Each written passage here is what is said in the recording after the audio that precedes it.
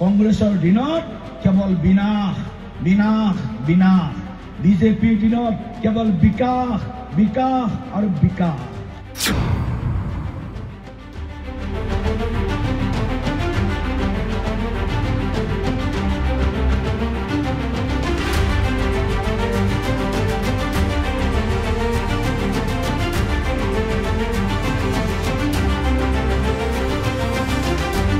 প্ৰকৃততে ৰাজ্যিক বিজেপিৰ যিগৰাকী সভাপতি দিলীপ শইকীয়াই যি দাবী কৰিছে বিজেপিৰ দিনত কেৱল বিকাশ বিকাশ বিকাশ তেওঁ আস্ফালন কৰিছে, সঁচাকৈয়ে ৰাজ্যৰ বিভিন্ন প্ৰান্তত বিকাশ হৈছেনে?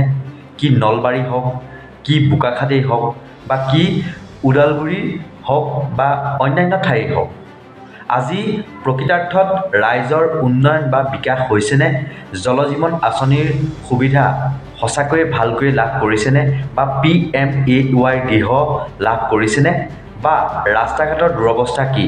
বা বানপানীয়ে বিধ্বস্ত কৰা অঞ্চলসমূহৰ কি দুৰৱস্থাত কটাবলগীয়া হয়, সমগ্ৰ দৃশ্যখন আজি এই ভিডিঅ'টোৰ জৰিয়তে আপোনালোকক দেখুৱাবলৈ চেষ্টা কৰিম। আপোনালোকে সম্পূৰ্ণকৈ এই ভিডিঅ'টো চাওক। তাৰ প্ৰথমে দিলীপ শইকীয়াই কালি নলবাৰীতনো কি কৈছিল এই সন্দৰ্ভত আমি দেখুৱাই লৈছোঁ।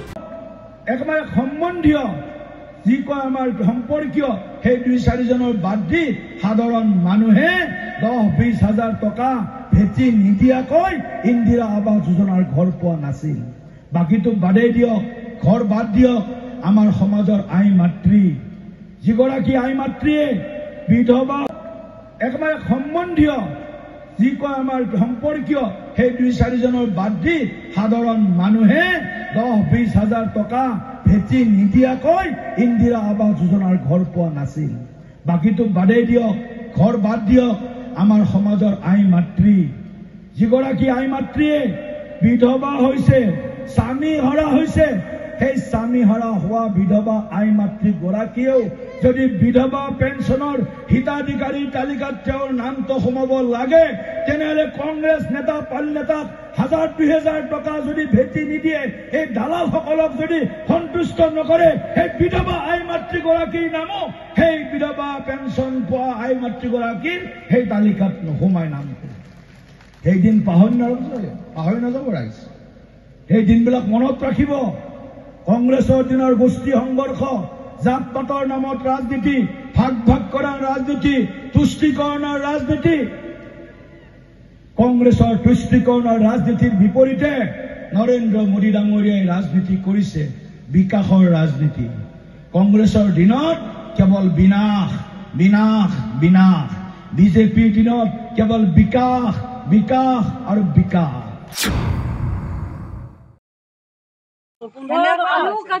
আলু কেজি 40 টকা হব, পিঁয়াজৰ কেজি যদি 100 টকা হব, তেতিয়া কেই কেজি কিনি খাম? এতিয়া সেইকাৰণে আমাৰ হেৰিকে তোলাই ভাল, কংগ্ৰেছক তোলাই ভাল।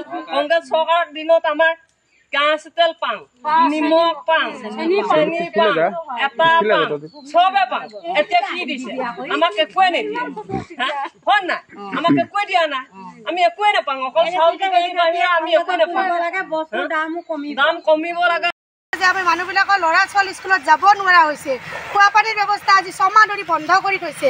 তেখেতসকলে কি পকেটত পইচা ভৰাবলৈ ৰাস্তাৰ কাম কৰি আছে নেকি? যেতিয়া আমাৰ মামা আহিছিলে এই ৰাস্তাটোৰে, ভয়তে এক গাড়ী বালা পেলাই দিছিল।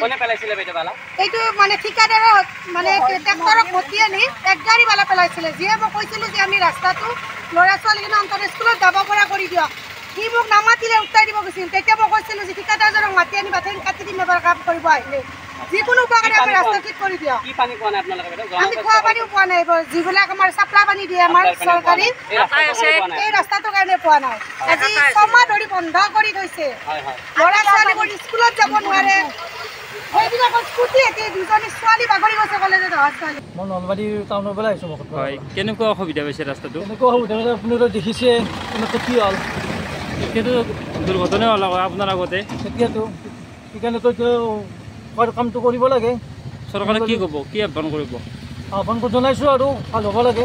আমাৰ বিটিআৰ গ্ৰুপটোত মানে যিখিনি মানে কি আমাৰ 5 বছৰৰ ভিতৰত হ'ব লগা কামখিনি কৰিবলগীয়া আছিল তেখেতসকলৰ, সেইখিনিতো কাম এতিয়া সম্ভৱপৰ একো হৈ উঠা নাই। আৰু আমি এতিয়ালৈকে গম পোৱা মতে মিনি ছুইজাৰলেণ্ডৰ কথাখিনি যিহেতু কৈছিলে তেখেতে আমাৰ প্ৰমোদ বড়ো মহাশয়দেৱে BTR চিফ তেখেতে ক'ত মিনি ছুইজাৰলেণ্ড কৰিব পাৰিলে একোতো মিনি ছুইজাৰলেণ্ড আমি দেখুওৱা নাই মিনি ছুইজাৰলেণ্ড হ'ব লাগিলে কি হ'ব লাগে আন্তৰ্জাতিক সেইখিনি তেখেতে আজি একো কৰিব নোৱাৰিলে আৰু গতিকে আপোনালোকে আজি আমাৰ ইয়াতে আহিছে উপস্থিত হৈছে এই ৰাস্তাটো এতিয়ালৈকে হোৱা নাই কাৰণ এইটো ৰাস্তাৰ বাৰম্বাৰ আমি বহুতো আবেদন নিবেদন কৰিছিলোঁ অলৰেডি 8 বছৰ আগত এটা ইয়াতে আমি মানে প্ৰতি ঘৰে পইচা তুলি কিনে মাটি পেলাইছিলোঁ তাৰ আজি জানো পঞ্চায়ততো মই দিয়ে আছোঁ দি থকা অৱস্থাতো আজি 5 বছৰ হৈ গ'ল আজি তোমাৰ ভোট দি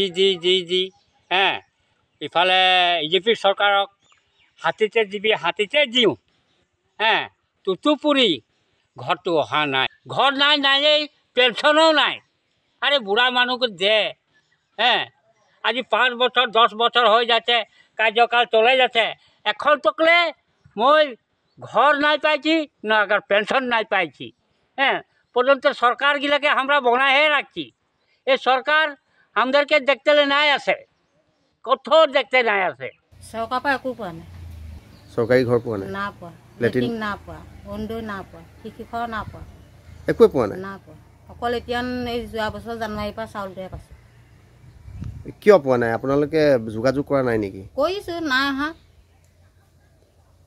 वार्ड में जेतु कइबला কৈছে হেতুকা কইছে না খালি वार्ड मेंबर গৰাকীক জনাইছিল না জনাইছো কি কয় তেওঁ আকৌ আহিব নহয় ডকুমেন্ট দিয়ক আকৌ কৈছে আপোনালোকৰ ডকুমেন্ট দিয়ক ডকুমেন্ট দিও ডকুমেন্ট হে পলাই থয়নে কিমান বছৰ হ'ল আপোনাৰ ইয়াতে বাস কৰা 20-25 বছৰ হ'ল ইয়াত ভোটটো দিয়ে দিও তেওঁ বুলিও নাই পোৱা না পোৱা মানে দিবলৈ মন যাচ্ছে প্ৰত্যেক মানুহে লেটিং পাইছে আমিতো কমসে কম লেটিং এটা পাব লাগে লেটিং এটা নাপাওঁ আকৌ যেতে অন্ডো পাওঁ ৰাইজৰ লগত যেতে দৈ যায় তাৰ লগতে গুচি যাওঁ সেইফালেও নাপাওঁ আৰু পিছদিনাখনতো চেঞ্চৰে গম পোৱা নাই ন ৰাস্তা যে গাটা হৈছে কি আছে ধুনীয়া কৰি গৈছে আৰু যিদিনাখন এই মানে তেতিয়া বৰষুণ অহা নাই আৰু গাটা মাৰি থৈ দিছে আৰু এই 4 দিন 5 দিন আগতে এয়া ঠিকাদাৰৰ মহৰি চাগে আহিছে এখন ট্ৰেক্টৰত অকণমান মাটি আনিছে আনি কিনি মাৰি থৈ দিছে তাতে মই কৈছো কি ল'ৰা ছোৱালীবিলাকে 5জন 6জন পৰি গৈছে ইয়াতে